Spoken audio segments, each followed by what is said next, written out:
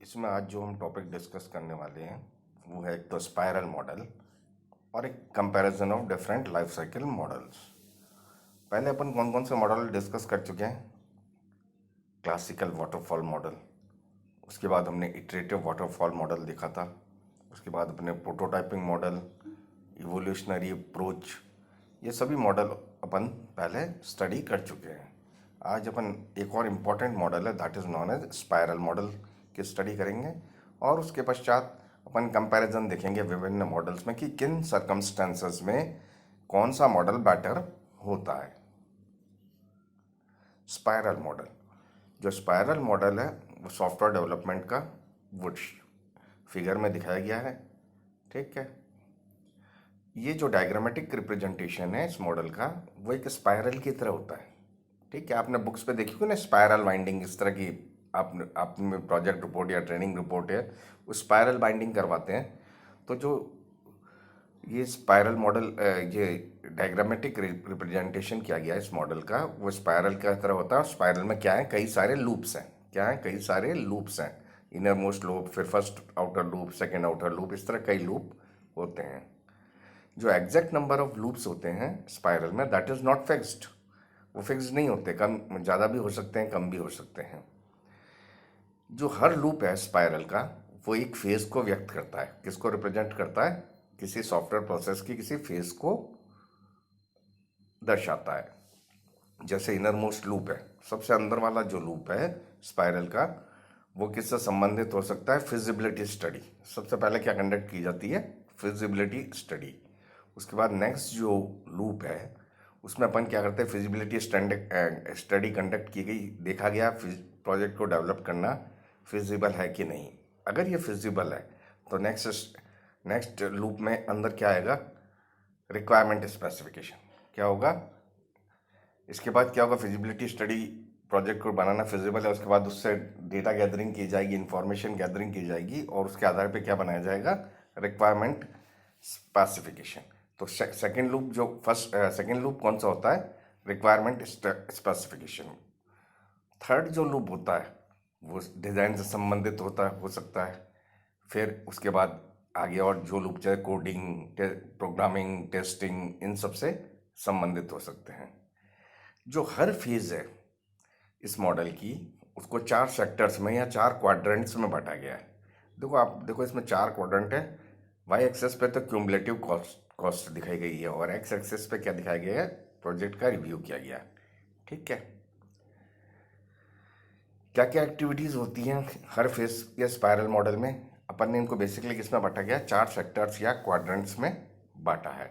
ठीक है, first quadrant जो है, आप देखो टॉप लेफ्ट वाला जो फर्स्ट क्वाड्रेंट है, इसमें क्या किया जाता है? Objective identification. ठीक है ना, ऑब्जेक्टिव्स की सेटिंग की जाती है फर्स्ट क्वाड्रेंट में। फर्स्ट क्वाड्रेंट में क्या किया जाता है? प्रोजेक्ट के जो आपके इस फेज के जो ऑब्जेक्टिव्स हैं उनको आइडेंटिफाई किया जाता है और उससे संबंधित रिस्क को एग्जामिन किया जाता है। कुछ ऑब्जेक्टिव्स आप सेट करेंगे और उससे रिलेटेड जो रिस्क हैं उनको आइडेंटिफाई करेंगे।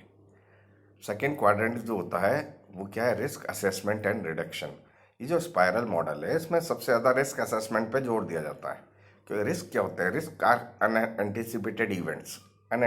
आप कोई चीज़ पहले से कंसिडर करके चल रहे हैं तो वो रिस्क नहीं है। अचानक कोई ऐसा घटनाक्रम आ गया डेवलपमेंट के प्रोसेस के दौरान जो अनएक्सपेक्टेड है, तो that is known as risk. उसको क्या बोला जाता है? रिस्क। तो सेकेंड क्वाड्रेंट है इसका इसका मुख्य कार्य क्या होता है? Risk assessment and reduction. Risk को असेस करना और उसको रिड्यूस करना और उनकी हटाना, रिडक्शन करना उनका। ठीक है, इसमें क्या किया जाता है? इस क्वाड्रेंट में क्या किया जाता है? डिटेल्ड एनालिसिस किया जाता है हर आइडेंटिफाइड प्रोजेक्ट रिस्क के लिए। उसका डिटेल्ड एनालिसिस किया जाता है। फिर ऐसे स्टेप्स लिए जाते हैं ताकि इन रिस्क को मिनिमाइज किया जा सके, रिड्यूस किया जा सके। ठीक है, मान लो कि ऐसा रिस्क आया कि रिक्वायरमेंट्स इनअप्रोप्रिएट है, तो आप क्या कर सकते हैं? कंप्लीट इन्फॉर्मेशन लेने के लिए क्या कर सकते हैं, एक प्रोटोटाइप बना सकते हैं। प्रोटोटाइप बना के कस्टमर को दे सकते हैं, कस्टमर उसे यूज़ करेगा, फिर अपना फीडबैक देगा। तो उसकी जो रिक्वायरमेंट्स अपर्याप्त हैं उन वो बताएगा मेरे को इन और रिक्वायरमेंट्स की पूर्ति करने की आवश्यकता है, तो वो सब सेकेंड क्वाड्रेंट में रिस्क असेसमेंट और डिडक्शन फेज में किया जाता है। थर्ड क्वाड्रेंट होता है डेवलपमेंट एंड वैलिडेशन। प्रोडक्ट का डेवलपमेंट करना और उसे वैलिडेट करना। ठीक है, इसमें क्या होता है कि develop and validate the next level of product after resolving the identified risk. जो रिस्क आए उनको रिजॉल्व करने के पश्चात प्रोडक्ट को डेवलप करना और उसे वैलिडेट करना। इसके अंदर सारी आपकी एक्टिविटी कौन सी आ जाएगी, डिज़ाइन, कोडिंग, टेस्टिंग, ये सब एक्टिविटीज़ कौन से किस में आती है आपकी, थर्ड क्वाड्रेंट। डायग्राम में भी दिखा हुआ है, आप देख सकते हैं। फोर्थ क्वाड्रेंट होता है रिव्यूइंग एंड प्लानिंग। ठीक है, इस फेज में क्या किया जाएगा, इस क्वाड्रेंट में क्या किया जाएगा कि जो रिजल्ट आपको, आपने जो सॉफ्टवेयर डेवलप किया उससे जो आपको रिजल्ट अब तक प्राप्त हुए हैं, ठीक है, उसको आप कस्टमर के साथ मिलके रिव्यू करेंगे और नेक्स्ट इटरेशन को प्लान करेंगे स्पाइरल में। ठीक, ये हर हर हर मतलब हर स्पाइरल का जो एक राउंड होता है, जो उसके अंदर ये सब हर फेज में किया जाएगा। ठीक है, उससे क्या होगा कि more complete version of software built होगा हर इटरेशन के साथ। हर इटरेशन के पश्चात आप क्या करेंगे, कस्टमर के साथ बैठ के उसको जो रिजल्ट आपको प्राप्त हुए हैं उसे रिव्यू करेंगे और उसके हिसाब से नेक्स्ट इटरेशन की प्लानिंग करेंगे। तो धीरे धीरे क्या होगा, आपको मोर कंप्लीट वर्जन मिलेगा, सॉफ्टवेयर मिलेगा हर इटरेशन के साथ। स्पाइरल के हर इटरेशन के साथ आपको क्या मिलेगा, मोर कंप्लीट वर्जन मिलेगा सॉफ्टवेयर का। अब किन सर्कमस्टेंसेस में स्पाइरल मॉडल को काम में लिया जाता है। स्पाइरल मॉडल को मेटा मॉडल भी कहा जाता है, क्योंकि इसमें क्या होता है, सारे जो दूसरे लाइफ साइकिल मॉडल्स हैं उसको इनकम्पासेस किया जाता है, इसको किया जाता है। रिस्क हैंडलिंग इनहेरेंटली बिल्ट होती है इस मॉडल के अंदर। बाकी आपने देखा होगा, बाकी जैसे वाटरफॉल मॉडल वगैरह उसमें कोई रिस्क एनालिसिस नहीं होता, लेकिन रिस्क हैंडलिंग इसमें इनहेरेंटली बिल्ट होती है स्पाइरल मॉडल में। ठीक है, स्पाइरल मॉडल इस तरह के प्रोजेक्ट को डेवलपमेंट के लिए सूटेबल होता है जो क्या है, बहुत टेक्निकली चैलेंजिंग सॉफ्टवेयर प्रोडक्ट्स हैं। ठीक है, जिसमें कई तरह के रिस्क आने की संभावनाएं रहती है, तो उस तरह के प्रोजेक्ट के लिए स्पाइरल मॉडल सबसे ज़्यादा सूटेबल होता है। लेकिन ये मॉडल काफ़ी कॉम्प्लेक्स होता है दूसरे मॉडल्स की तुलना में। तो ऑर्डिनरी प्रोजेक्ट्स में नॉर्मली डेवलपर इस स्पाइरल मॉडल का यूज़ नहीं करते। सबसे ज़्यादा कौन सा मॉडल काम में लिया जाता है, आपका वाटरफॉल मॉडल। उसमें भी वाटरफॉल मॉडल का सबसे अधिक उपयोग किया जाता है। ठीक है, नेक्स्ट टॉपिक आता है comparison of different life cycle models. ठीक है, जो क्लासिकल वाटरफॉल मॉडल है वो सबसे बेसिक मॉडल होता है, और दूसरे जितने भी लाइफ साइकिल मॉडल्स हैं वो क्या है, उसी को एक्सटेंड करके, उसी को बना के, उसी को यूज़ करके बनाए गए हैं। लेकिन classical waterfall practical software development में काम में नहीं आ सकता, क्योंकि ये मॉडल इसको सपोर्ट नहीं करता कि इसमें कोई मैकेनिज्म नहीं है कि जो किसी भी फेज के दौरान कोई एरर्स हो गई है, ठीक है, उसको हैंडल करने के लिए इसमें कोई मैकेनिज्म नहीं है। इसलिए इसको, ये बेसिकली आपका थ्योरेटिकल मॉडल है, इसको प्रैक्टिकली काम में नहीं लिया जाता। इसकी जो प्रॉब्लम्स है क्लासिकल वाटरफॉल मॉडल की, इसको रिजॉल्व करने के लिए इटरेटिव वाटरफॉल मॉडल एग्जिस्टेंस में लाया गया। इटरेटिव वाटरफॉल मॉडल सबसे ज़्यादा काम में लिया जाने वाला सॉफ्टवेयर डेवलपमेंट मॉडल है। ये सिंपल होता है समझने में और काम लेने में काफ़ी आसान होता है। लेकिन ये मॉडल उन्हीं कंडीशन में बेटर होता है कि जब आपको प्रॉब्लम्स के बारे में सब जानकारी हो। ठीक है, और ये बहुत बड़े प्रोजेक्ट्स के लिए सूटेबल नहीं होता है, और ऐसे प्रोजेक्ट्स के लिए भी सूटेबल नहीं होता है जिसमें बहुत सारे रिस्क एंटिसिपेट किए जाते हों। ठीक है, तो ये अगर आपको किसी प्रॉब्लम है, किसी आप कोई सॉफ्टवेयर डेवलपमेंट करना चाहते हैं और उस प्रॉब्लम के बारे में आपको अंडरस्टैंडिंग काफ़ी अच्छी है, तो उन कंडीशन में सबसे बेस्ट कौन सा होता है आपका इटरेटिव वाटरफॉल मॉडल।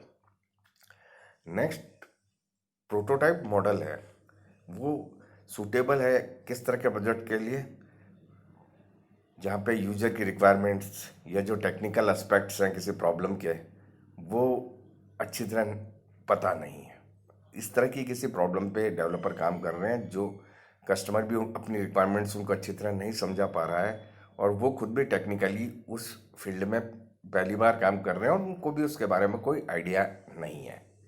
ठीक है, उस कंडीशंस में प्रोटोटाइप मॉडल काम में लिया जाता है, ताकि यूज़र की मोर कंक्रीट रिक्वायरमेंट्स हर प्रोटोटाइप के साथ उनको बेटर रिक्वायरमेंट्स मिलती जाए और वो उनकी भी टेक्निकल जो अंडरस्टैंडिंग है उस प्रोजेक्ट के बारे में बढ़ती जाए। ये मॉडल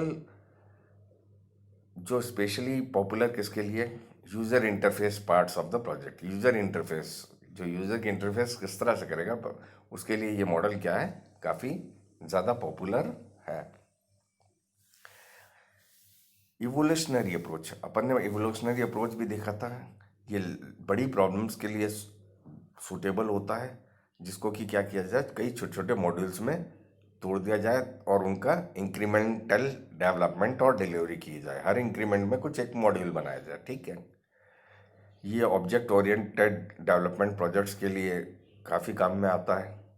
ये मॉडल केवल उन्हीं परिस्थितियों में काम में आ सकता है कि कोई कस्टमर है, वो एग्री है कि आप मेरे को इंक्रीमेंटल डिलीवरी कर दो सिस्टम की, उस कंडीशन में ही बेटर है। बाकी कोई यूँ चाहता मेरे को कंप्लीट प्रोडक्ट चाहिए, तो उन सब केसों में ये मॉडल काम नहीं कर सकता। और जो स्पाइरल मॉडल है, इसको मेटा मॉडल कहा जाता है। इसमें सभी जो मॉडल्स है उसके प्रॉपर्टीज़ को काम में लेते हैं। रिस्क हैंडलिंग जो है इसमें इनहेरेंटली बिल्ट होती है। ये टेक्निकली चैलेंजिंग सॉफ्टवेयर को डेवलप करने के लिए काम में आता है, जिसमें कि क्या हो, कई तरह के रिस्क आने की संभावना होती हो। लेकिन ये मॉडल मैंने पहले भी बताया कि बहुत ही ज़्यादा कॉम्प्लेक्स होता है दूसरे मॉडल्स की तुलना में, तो इस कारण इसको ऑर्डिनरी प्रोजेक्ट्स में यूज़ कम ही किया जाता है। ठीक है, आपके समझ में आ गया। थैंक्स।